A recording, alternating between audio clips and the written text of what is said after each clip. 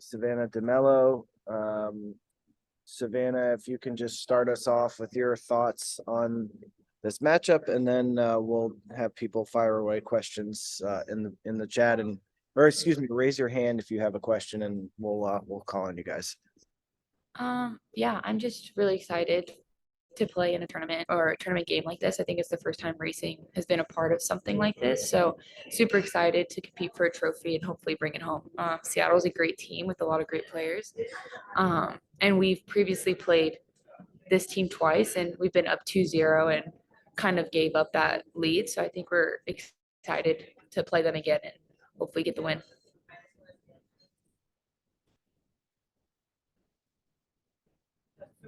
Tyler, go ahead. Hey, Sab, obviously you couldn't play in the last game, but watching it from that point of view, how big was that result for you all's confidence moving forward and just kind of springboard you down the rest of this season? Yeah, I think it was huge for our confidence. Portland's a great team and they're number one in the league.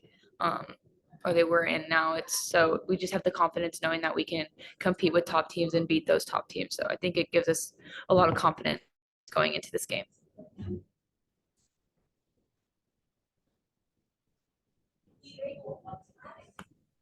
Becky, go ahead.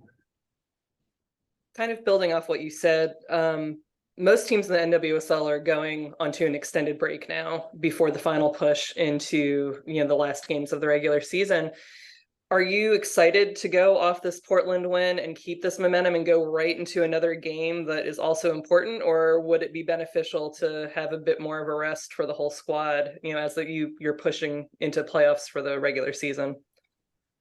No, I would say this is like super important. I think rest is great, but I also think it's so good to like stay sharp. And I think that tournament's gonna allow us to do that for this week. When other teams are resting, we're gonna be able to be playing in really competitive games. So I think it's only gonna benefit us in the long run.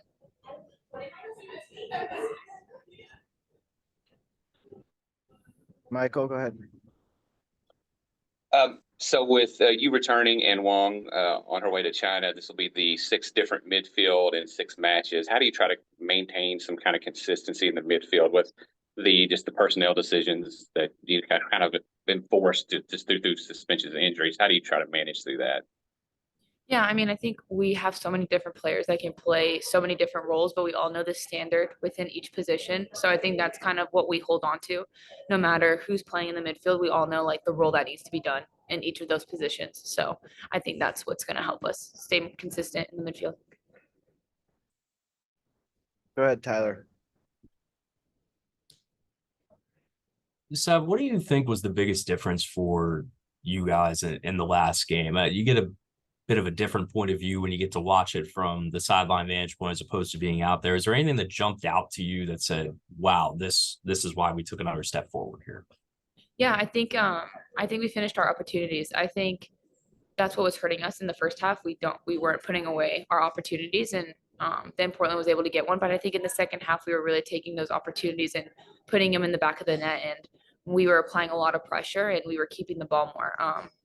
Yeah, I think keeping the ball within our back line and being able to rest in possession helps us tremendously. So picking and choosing those moments when to transition forward. And then when we did, we put in the back of the net, which is huge. Michael? With this being a knockout round match, is there anything either consciously or subconsciously that you think you do differently just because you know it's a knockout match? Is there any kind of maybe subconscious decision to maybe be a little bit more conservative to start off, or is it just stick to a game plan?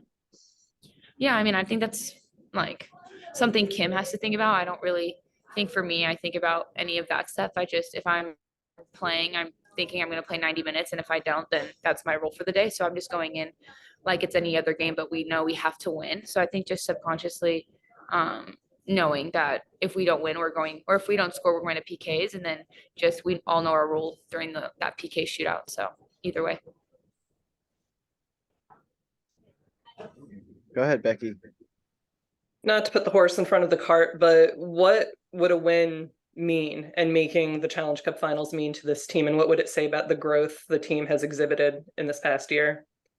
Yeah, I think it would show tremendous growth. I think last year we didn't make it been to the knockout stages of this tournament or this this Challenge Cup. So just being able to make it out of group play is huge. And then if we can take that one step further, I think it would just show how much we've grown as a team and just being able to win games. I think last year that was hard for us. We never really could win. We would always tie and then or lose. So I just think being able to get those wins has been super important for us and to keep doing that. Anything else for Savannah? Okay, thank you, Sav.